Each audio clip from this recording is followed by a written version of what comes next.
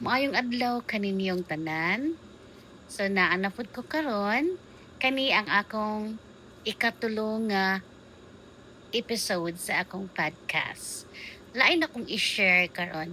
It's more about changing your mindset. Na ako'y gibasa. Ang akong gibasa kaning Secrets of the Millionaire Mind. This one. Ang author ani niya kay si T. Harv Eker.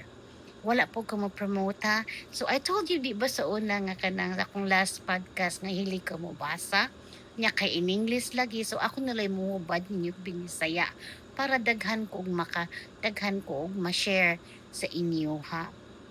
So unsa man ang change of mindset according sa author ani nga book akong i-read sa inyo. Niingon siya, rich people focus on opportunities. Poor people focus on obstacles. So, mao na siya mga mindset. So, ang mga tao dai kuno nga mga dato, ang ila jud kunong i-focus, ang ilang murag mo concentrate jud sila ba sa opportunity, unsay mahimo nga opportunity para sila makakwarta, maka-earn, makaayo sa ilang panginabuhi. Muna ang mindset sa tao nga mga dato nga kanang mga kwartahan. Unya ang mindset kuno sa mga tao nga pobre kay puros lang kalisod. Kalisod ana di man ta pwede ana kay pobre man ta, kalisod ana di man na nato pwede kay pobre man ta. I think ato yung usbon ang ato ang mindset. You know what? I will tell you my own story. Pobre jud kay akong ginikanan, as in yun. Kana ganing balay nga way kisami nga purting inita during sa kanang summer, kanang panahon sa April o May. Mahigda ako ba makatubang ko sa among ato pagkainitag yun. You know what? Pero instead nga masad ko, mag-uol ko, unsay akong gibuhat, muni akong gibutang sa kuhuna-una. Ighuman ako eskwela, kinahanglan jud madato ko. Kinahanglan jud successful ko. So ato day nga panahon, high school pa ko, naan ko'y gitawag og mindset. Wala na ko gitan-aw o unsa ka pobre ang akong ginikanan. Ila man na. Unya, lahi masad ang akong kinabuhi. Kay batan-on pa man ko. So akong gi-change akong mindset. Imagine, ordinaryo ra jud ko ha? Ordinaryo ra jud ko nga tao. Ni eskwela ra jud ko sa normal university kay maura may ma-afford. Kay free man ang tuition. So wa na ko gihimo ang akong pagkapobre sa una nga obstacle para ma-successful ko karon. Personal gid akong i-share ninyo. So di gid ta maingon nga adi na nako pwede kay pobre man mi. Ayaw gyud na buhata nga alibay nga pobre ka. Kay kung kibalo jud ka maninguha, mahimo jud maayo pa ang imong panginabuhi. Labi pa ka mo mga batanon. Kaniyod akong i-address sa mga batanon, di ba? Kay dili ko gusto nga magkalisod mo sa panahon sa inyong 30s, sa panahon sa inyong 40s, sa inyong 50s, o ma-retire na mo. Pangandam gid mo karon. Munay pinaka-importante niyong buhaton. O pobre ang ginikanan karon, dili na pasabot nga pobre sad ka. Naa kay chance nga mamaayo ang imong kinabuhi rather, kung adto ka mo follow sa right path. Duha man na ka path. Di ba? Kaning right o kaning left or left or right. Ano? Asa man ka, ari ka sa path nga magsiki ka kuyog-kuyog sa imong mga friends. Unya mag-inom, muadto ka ng bisag unsa na lang lugar, mag-overnight sa dagat, basig bahak-hak, mag-take og drugs, unsa may mahimo nimo ana. So ang ending nimo ana, wala, nothing. Pwede pa ka mamatay og sayo or pobre jud ka or ari ka moagwanta ka. Di sa ka maglingaw-lingaw, mo eskwela ka. Magtinarong kag eskwela. Kaya kung kani kong pobrita, 1/3 thing nga makapa-improve nato is eskwela. Ngano man ang eskwela dili makapadato ang eskwela. Pero ang eskwela makahatag nato og idea unsaon nato pagnindot atong kinabuhi. Labi pag makagraduate na ka sa college. Unya naa na kay opportunity to work. Just like me, I was, you know what, simple ra jud kay ko. Age 20 ning graduate na ko. Ni-start ko og trabaho nga kanang secretary ko. Secretary ko sa kanang Etsy. Etsy is a company before nga muna siya naghimo sa mga line sa telephone diri sa Cebu. Kay wala pa may sakto nga linya mo nang naka-globe na ta through na Etsy. Pero dili to siya nako call kay I'm a teacher man. So nahuman na to. Then hain na pud akong work, nag-librarian na pud ko. So nihimo ko mga experiences until naabot ko nga nag-apply ko sa usa ka dako nga eskwelahan dinhi sa Cebu ug nadawat ko at the age of 21. Just imagine, at the age of 21, nag-teach na ko sa college. So diha na nag-start og change ang akong kinabuhi. Pero it doesn't mean bayaha nga sayon kung nagtuon ko, nakasuway sa kong paniudto nga saging lang barbecue, kay dili baya gyud mi dato no katong akong ginikanan, pero wa gyud nako na siya gihimo nga obstacles. I-change gud nimo ang imuang mindset. Like for example, naay story akong ihatag ninyo. Nay usa ka tawo, gusto siya maka-own siya og bakery. Kay ganahan siya maghimo og mga breads, mga cakes. Pero wala siya mo put up dayon og money pag-own sa iyang bakery. Unsa iyang gibuhat, nang-apply siya sa bake shop. Tigsilhig ra gyud siya. Mugito iyang trabaho permiro, tigsilhig. Pero sa iyang pagsilhig, nakaibalo siya nga ay mao diniin anaong dini pagluto.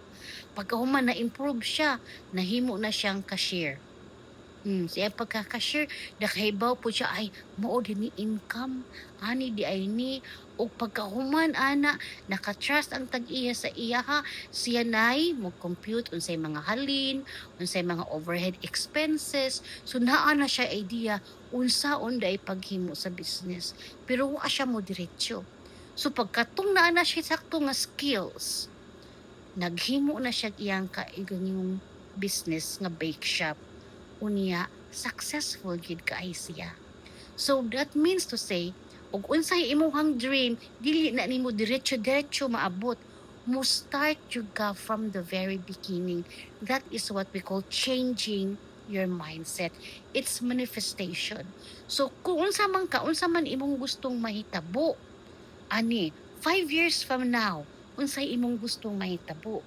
Gusto ba ka nga makabalay or gusto ba ka makakar? Gusto ba ka unsa imong plano? I don't know what's your plan. Pero kinahanglan ang imong 5 years plan sugdan na nimo karon. Ingon ana na ang manifestation.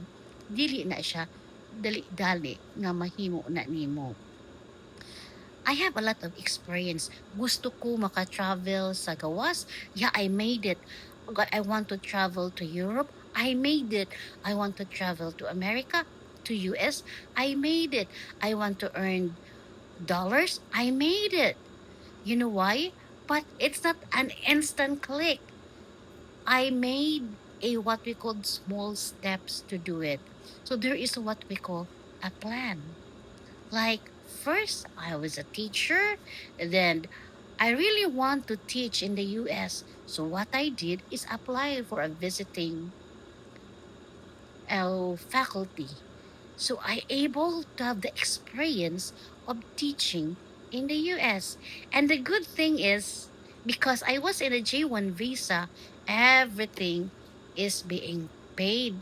So libre ako ang paglarga, akong plane, akong stay, everything tax-free. And I have the experience of teaching in the US. And I able to see the beautiful places in the US. Then after that, I went back to the Philippines because this is my country. So after that, I decided, I want to go to another country and then travel to Europe. So what I did, I put up a training center to have an experience on how to get through into trainings because I have a bigger plan. So when I had the complete skills, I applied to a big company in Bahrain. And with that company, I able to travel to Europe. Free gihapon.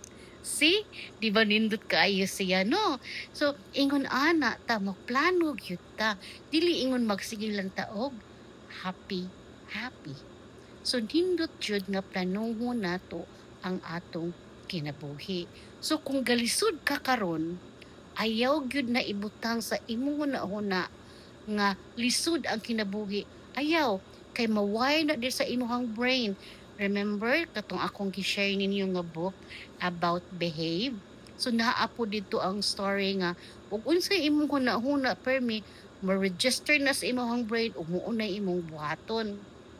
So better maghuna-huna kag nindot makaayo sa imuha, dili about obstacles, dili about problema, kundi about happiness unsa imong buhaton sa imong kinabuhi, and then you move forward. That's the best thing that you can do. So kay bata pa man na ay daghang mga gitawag og chances. Tarunga lang jud og plano ang kinabuhi. So, muna'y akong ika-share karon ninyo mga batanon. So, unya na ang lingaw-lingaw. Lingaw-lingaw, happy-happy. Yes, but not too much. You need to plan of what you want to become in the future. Di ba nice na, no? So, magplano jud ka kung sa imong gustong buhaton 5 years from now, 10 years from now, kay makatabang jud na para ma-change ang imuhang life. So, muna'y gitawag og rich people think of opportunities. So, adto ta sa mo think of opportunities. Dili ta mo think of obstacles because the universe, you can manifest it by doing actions going to asa ka padulong. Muna'y pinaka-importante sa tanan. I hope na akay na-learn karon sa akong gi-share ninyo. So, maayo unta og mo click mo og mo subscribe mo para daghan pa kog ma-share. So, ug mo pick up na ni ako ang YouTube channel, ako gyapon i-share whatever I earned here sa inyo tanan. Comment, maybe you can suggest also unsa pa inyong gusto na kong itapik nga makatabang sa inyong mga kabatanunan. Kamo mga batanon, ayaw na mo pag huna-huna og obstacles. Think of opportunities. Ayaw kalimot, maing eskwela, importante, kay mauna siya'y makapaharness, makahatag nimo og skills, maka-open sa imong mind on how you want to become in the future. So that's for now, and thank you for watching. This is your Mom Chat.